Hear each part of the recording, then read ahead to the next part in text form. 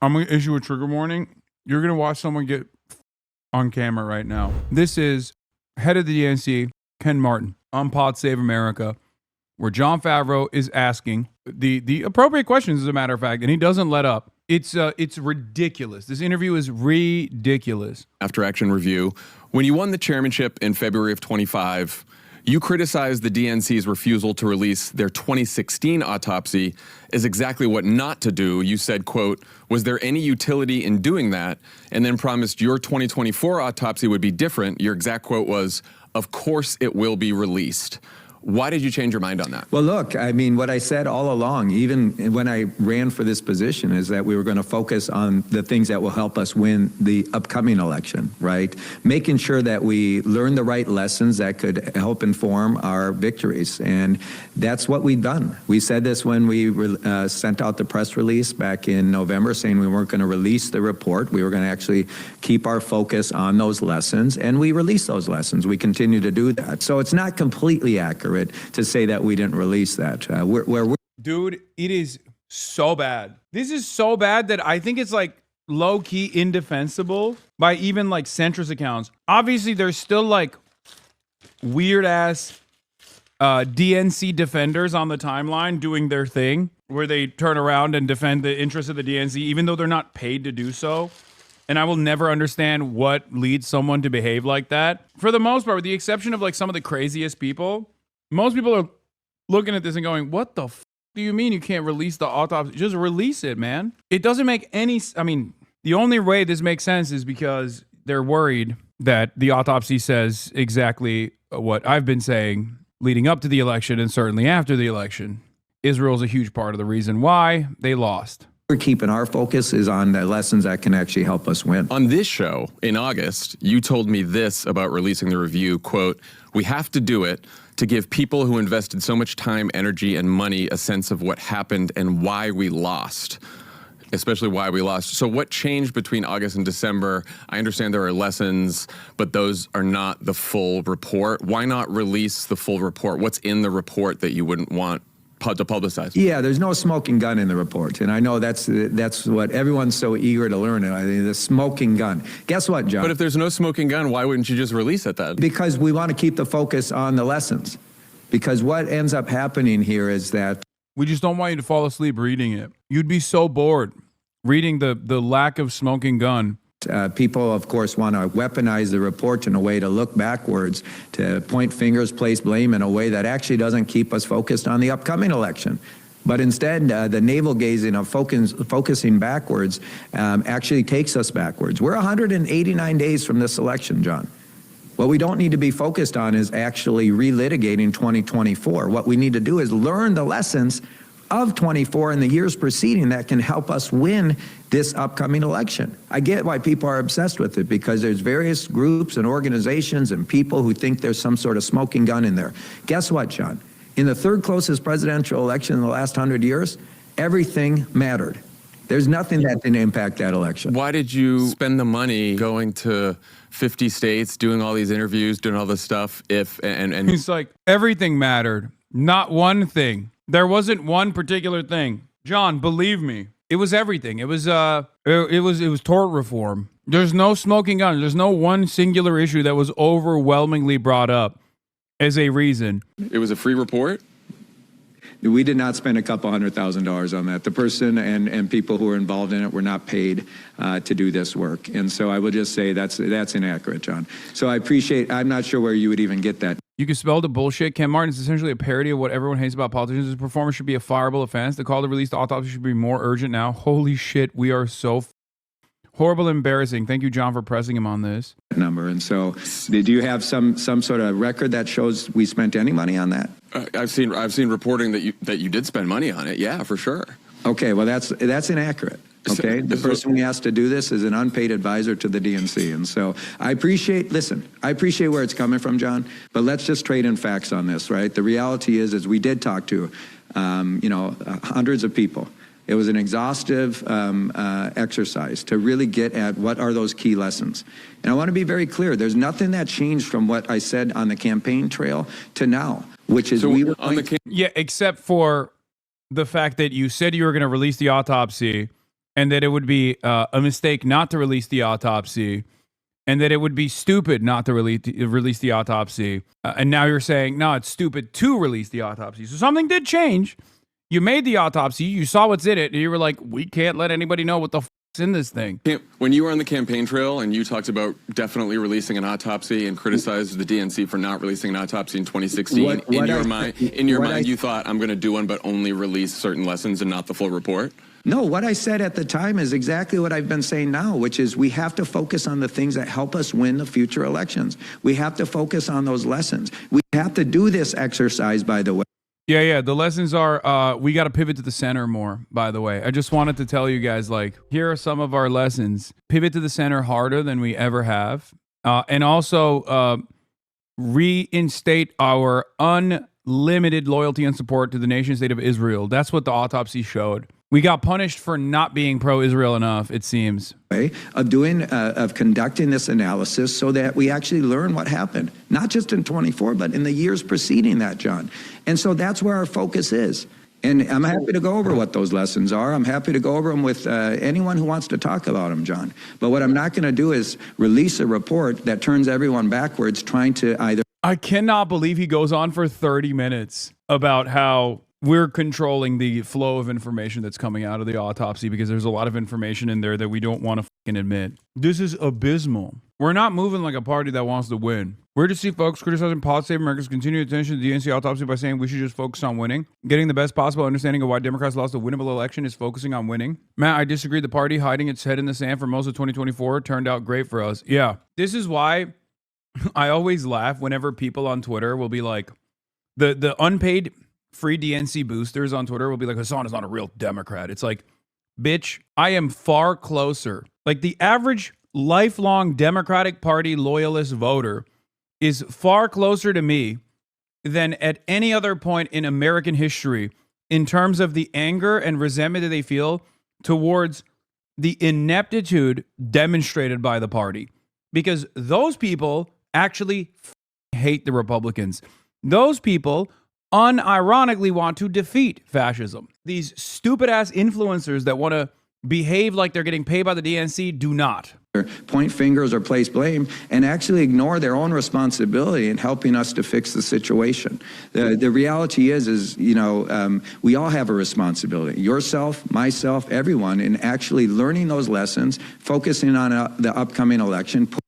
John should have just gone through the checklist. Give me a yes or no. Israel was 25% of the blame. And we could judge his reaction. Putting them into action so we don't repeat those same mistakes. That's what we've been focused on, John. So Steve Shale, longtime Democratic strategist who's run Florida for the party, told the Washington Examiner that there's a, quote, financial penalty specifically tied to burying the autopsy because donors want a clearer accounting before recommitting. The DNC... Oh, that's the other thing. Oh, there's only one language that these guys understand. It's money. And the DNC is actually doing so poorly on their fundraising goals. When you're the opposition party, you're supposed to be running. You're supposed to be running up numbers, filling the coffers, and people just don't want to give money to the DNC. Is entering April with negative net cash on hand. So even on your own, you know, standard of does this help us win? Is it possible that the autopsy decision is actually costing you the money you need to win? That's just inaccurate, John. And I'm sure you follow the campaign finance reports like I do. We raised $105 million in 2025, a record amount of money for the first year. You don't have negative cash on hand right now. You don't have debt that's made a negative cash on hand. We do have debt, John, and that's because I took out a loan last year to make sure we can make deep investments. You know what we've been doing, John? We've raised a record amount of... Oh my God, they're so incompetent. Oh my God. They're running up the tab to do what? What do you have to show for it, dude? I didn't even think about this. Like the DNC taking out loans to do what exactly? What has been solid so far with the performance of the Democratic Party, the National Democratic Party? What happened to all the money we gave to Kamala Harris? Dude. They burned through that. They melted that shit. That shit's gone. Look at John's face. Dude, imagine melting $1 billion on fire and still losing, and not only losing, but like losing the popular vote. And then these guys still have the audacity to fucking complain about like people in their left flank or something. How much of the Harris campaign was a scam? Campaign squandered a whole lot of money and made plenty of people rich. Parts of the Democratic operation seem like a multi-level marketing scheme. It's a slush fund for the homies, by the way. That's what it is. The consulting fees are incredible. In some ways, I understand why there's so many consultants that yell at me, because like they have it pretty sweet. As long as they keep the Democratic Party's strategy intact, they can keep reliably justifying $200,000 salaries, you know, all this money, forcing the money to funnel through like ad buys and things like that. You know, you develop decent relationships that way. It's all a fucking scam. And then along the way, someone comes in and has no way to control this person, me, right? I come in and I'm like, no, I don't f with this candidate. I like this candidate instead. And now I'm demanding that those candidates are not corporate sponsored. They're not corporate stooges all of a sudden. And on top of that, like they're, you know, not using me as like a consultant, obviously. They still have their own consultants. They still have their campaign advisors and staffers and whatnot. But it's a very different type of staffer. All of a sudden, a lot of these consultants lose their motion, lose their grip of power within the party ecosystem. And that means they might not be able to get these incredible salaries.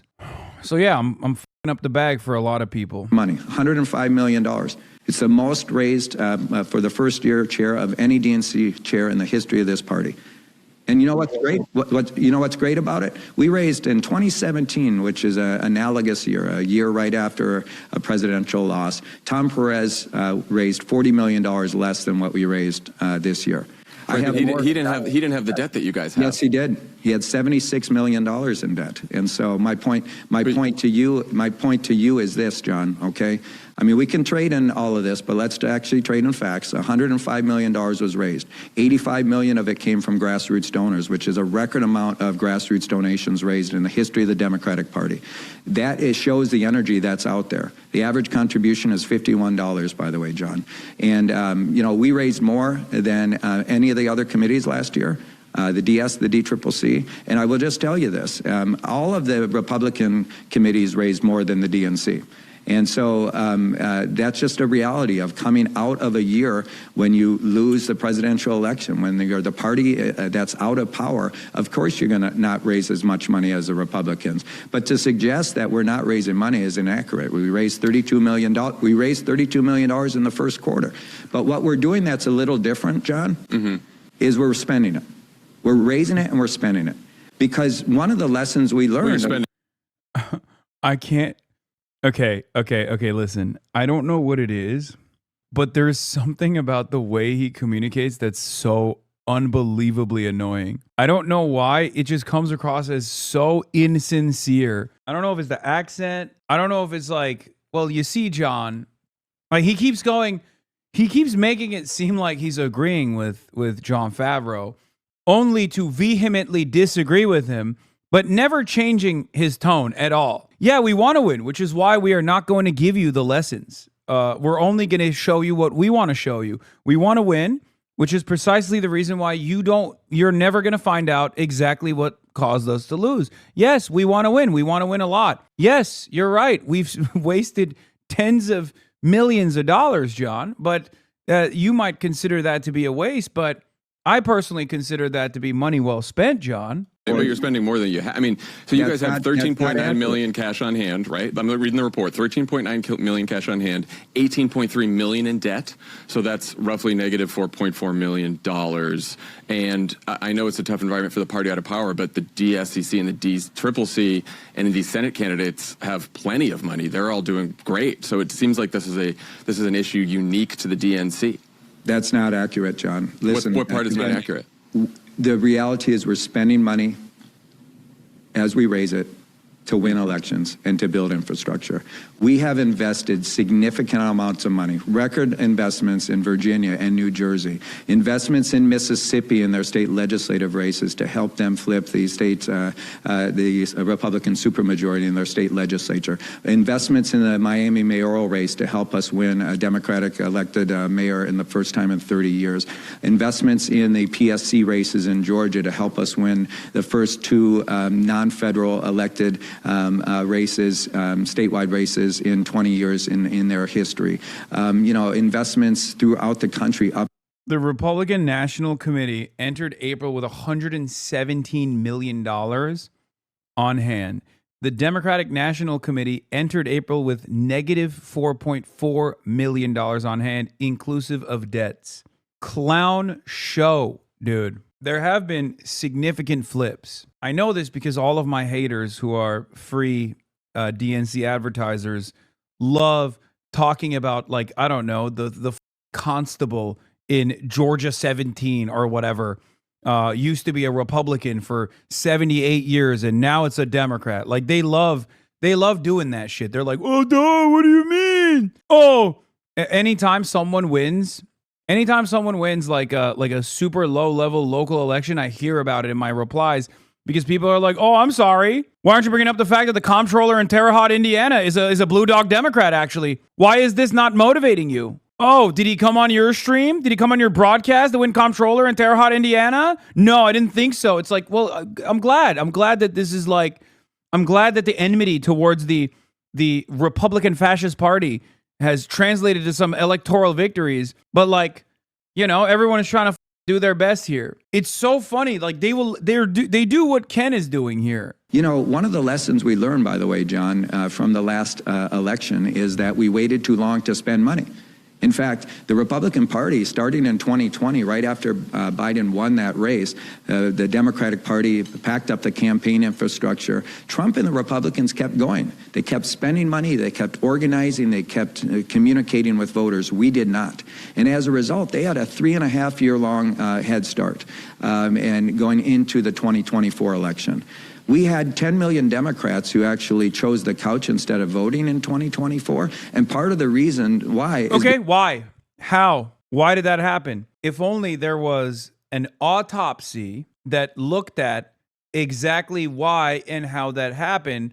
If only we could have access to this secret information and make up our own damn minds. I mean, this should be a moment of vindication for the DNC if their strategy was so profound and that they just simply didn't go hard enough. They didn't pivot hard enough to the right? If the DNC has that information, right? If they didn't go pro-Israel enough, if they weren't like seen as being sufficiently pro-genocide, I feel like they would probably reveal that autopsy result, right? Oh, we looked at the autopsy and we found out that the big problem was the people were demanding more Liz Cheney. The people were demanding more Liz Cheney. People were throwing their bras on stage when Liz Cheney was coming up. Okay, they were demanding Dick Cheney. They didn't want just Liz. They wanted Dick and Liz. Turns out that's what they were demanding. That's what the autopsy showed. Cannot show you the autopsy. I really want to, but I can't. But that's what it says. It says the people were like $50,000 in tax credits for small businesses that start up in underserved neighborhoods. Well, golly, my mother was a small business, just like Kamala Harris's mother was. Part of my plan is what we need to do to support small businesses, because my second mother was a small business owner, and I love our small businesses and our small business owners. Wow. If only I could hear more about how Kamala Harris was a small business. That's what I needed to hear more. That's why I didn't vote. Is that what the autopsy showed? Because if that's the autopsy, if that is what the autopsy showed, you probably would have no issues revealing that, right?